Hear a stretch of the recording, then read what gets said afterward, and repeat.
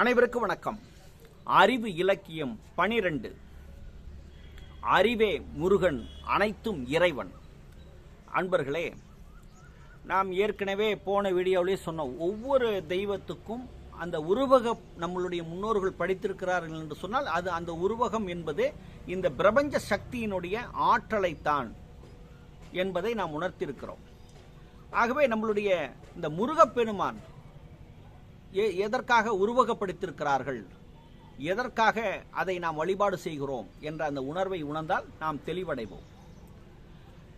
ஆகவே அந்த உணர்வு எனக்கு கிடைக்கக்கூடிய சூழ்நிலை ஒரு உண்மை சம்பவம். அதை சார்ந்துதான் இதை நான் சொல்ல போகிறேன். ஒரு நாள் இரவு நான் படுத்து கொண்டிருக்கிறேன். தலைமாட்டிலே ஒரு சிறுவன் அமர்ந்து கொண்டு என்னை அழைத்து கொண்டே இருக்கிறார். வாங்க, புதுசாக வீடு திருச்செந்தூரில் எனக்கு கட்டியிருக்காங்க, வந்து பாருங்க அப்படின்னு சொல்லி ஒரு சிறுவன் எனக்கு அழைக்கிறாரு. அப்போ அந்த சிறுவன் என்னை கனவுலேயே கூட்டிகிட்டு போகிற மாதிரி இருக்குது. ஒரு பஸ்ஸில் ஏறி உட்காடுறேன், அதில் திருச்செந்தூர்னு போட்டிருக்குது. இப்படி தொடர்ந்து எனக்கு 2-3 நாட்கள் தொடர்ந்து கனவு வந்துக்கிட்டே இருக்குது. எனக்கு என்னன்னே புரியல. திருச்செந்தூருக்கும் நமக்கு என்ன சம்மந்தம் இருக்குது? ஒன்றும் இல்லையே, எதுக்கு திருச்செந்தூர் போகிற மாதிரியே கனவு வருது அப்படின்னு சொல்லிட்டு அப்போ நண்பர்களிடம் விசாரிக்கும் போது, பேப்பர் செய்தியெல்லாம் பார்க்கும்போது அப்போ தான் தெரியுது, திருச்செந்தூரில் இப்போ இல்லை, 12 வருஷம், ஒரு 12 வருஷத்துக்கு முன்னாடி அப்போ குடமுழுக்கு செய்து அந்த கோயிலை புதுப்பிச்சு குடமுழுக்கு செஞ்சு வச்சுருக்காங்க. அப்போ அதை வச்சு புதுப்பிச்சு முடிச்சிருக்காங்க. முடிச்சு ஒரு வாரத்தில் எனக்கு இந்த மாதிரி கனவு வருது. அப்போ நண்பர்கிட்ட சொல்லும்போது அவங்க சொன்னாங்க, இல்லைங்க, இப்போ தான் ஒரு வாரம் தான் ஆகுது, திருச்செந்தூர் முருகன் கோயிலுக்கு குடமுழுக்கு விழா நடந்தது. ஆகவே அந்த முருகர் தான் உங்களை ஏதோ வர சொல்கிறார் போல இருக்குது, ஏன் போகலாமில்ல அப்படின்னாரு. அவர் கேட்டார். எனக்கு போகலாங்க, போகக்கூடிய சூழல் எப்படி இருக்குன்னு தெரில, நம்ம தனியாக எப்படி போகிறது அப்படின்னு நான் தயங்கிட்டு இருந்தேன். அவர் சொன்னார், இல்லை, எனக்கு ஒரு வேண்டுதல் இருக்குது, நான் மொட்டை போடணும், எனக்கு கூட யாராவது வந்தால் துணையாக இருக்கும், நீங்கள் கொஞ்சம் கூட வாங்கன்னு சொல்லி என்னோட பணி செய்யக்கூடிய கண்ணன்கிறவர் என்னை கூப்பிட்றாரு. சரி அப்போ ஞாயிற்றுக்கிழமை வேலை இல்லைன்னா நம்ம சனிக்கிழமை இரவே நம்ம கிளம்பிடலாம், திருச்செந்தூர் போகலாம் அப்படின்னு ஒரு முடிவு எடுத்துட்டோம். இப்போ நான் இதை வீட்டில் சொல்கிறேன், இந்த மாதிரி கனவு வந்துரு, என்னன்னு தெரில. அப்புறம் திடீர்னு நம்ம நண்பர் போகிறாரு, நானும் கூட போய் ஒரு எட்டு போய் பார்த்துட்டு வரலாம்னு இருக்கிறேன். இந்த மாதிரி கனவு வந்துகிட்டே இருக்கு, போயிட்டு வந்துட்டா அந்த கனவு வராது அப்படின்னு சொல்கிறேன் என் மனைவிட்ட. அவள் என் மனைவி என்ன சொல்கிறா, அதெல்லாம் நீங்கள் போகக்கூடாது, அங்கே உங்களுக்கு திருச்செந்தூரில் உங்களுக்கு என்ன வேலை, ஏன்னா வர ஞாயிற்றுக்கிழமை தான் பையனுக்கு பர்த்டே, அவனுக்கு பேண்ட் சட்டெல்லாம் வாங்கி வச்சுட்டேன், அன்னைக்கு பிரியாணி செய்கிறோம், சாப்பிட்டு பையனை நீங்கள் வீட்டில் இருந்து வாழ்த்துங்க, அப்படிலாம் போகக்கூடாது அப்படின்னு சொல்லி என்னுடைய மனைவி என்ன சொல்கிறா, தடை செய்கிறான்.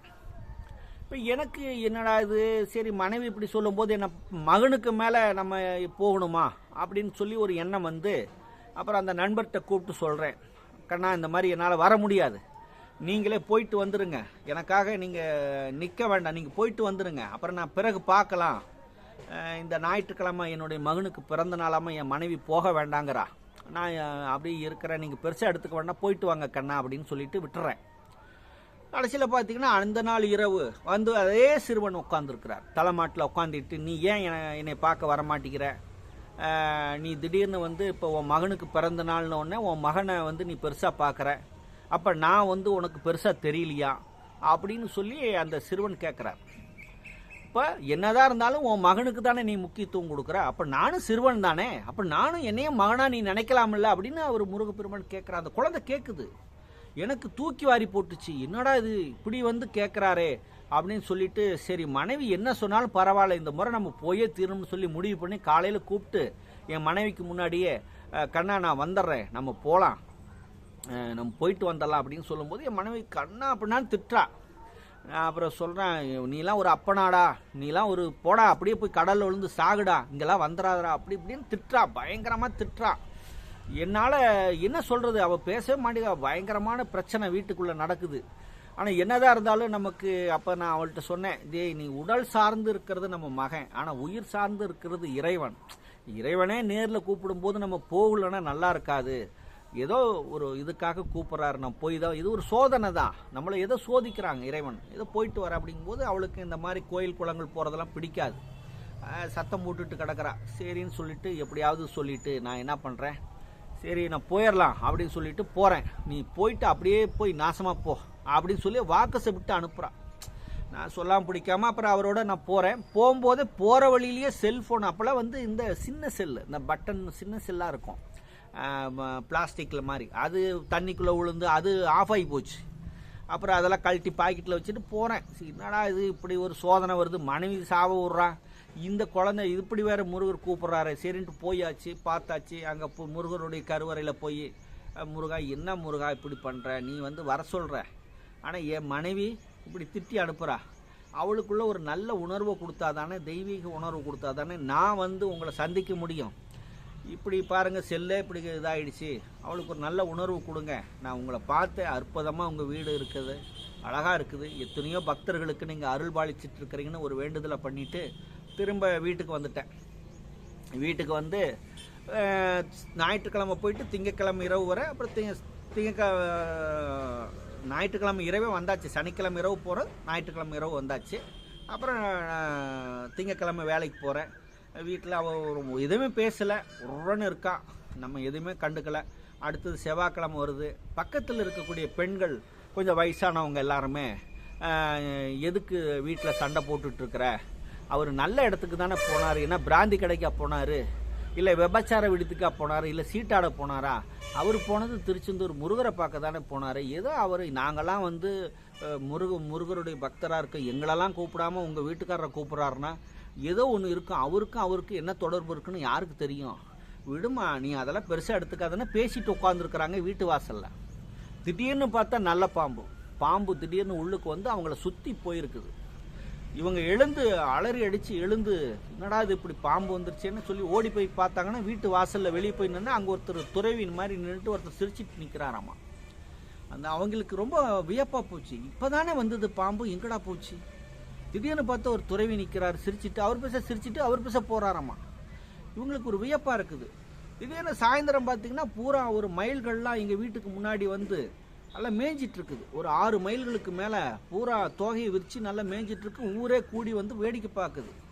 அப்போ அந்த பெரியவங்க எல்லாம் சொல்லியிருக்காங்க, பாத்தியா அவர் திருச்செந்தூர் போனதை திட்னிய பாரு, மதியம் பாம்பு வருது, சாயந்தரம் மயில் மேயுது, அப்போது இதெல்லாம் வந்து என்ன உணர்த்துது பாரு, எவ்வளோ அற்புதமான ஒரு நிகழ்வு, இதெல்லாம் வந்து கொடுத்து வைக்கணும். அந்த மாதிரி ஒரு கணவனை உனக்கு கிடைச்சிருக்கிறாரு, நீ இவரெல்லாம் இனிலாம் எங்கே போனாலும் எதுவும் சொல்லாத, அவர் ஏதோ தெய்வம் கூப்பிட்டா போகிறாரு, இறைவன் கூப்பிட்டா போகிறாரு, திரும்ப வந்துடுறாருல்ல, ஏன் அதை பற்றி கவலைப்படுற, அப்படியே போயிடுறாரா அப்படின்னு சொல்லி அவங்க அறிவுரை சொல்கிறாங்க. அப்போது எனக்குள்ளே அந்த உணர்வு ஏற்படுது. அப்போ நான் வீட்டுக்கு வரேன். அதுக்கப்புறம் பேசாமல் இருந்த 2-3 நாள் பேசாமல் இருந்த மனைவி அப்புறம் பேசுகிறா, இல்லைங்க இந்த மாதிரிலாம் சொல்கிறாங்க, நம்ம வீட்டுக்கு முன்னாடி மயில் மேய்ஞ்சுது, பாம்பு வந்தது, அப்படி இப்படின்னு சொல்கிறா.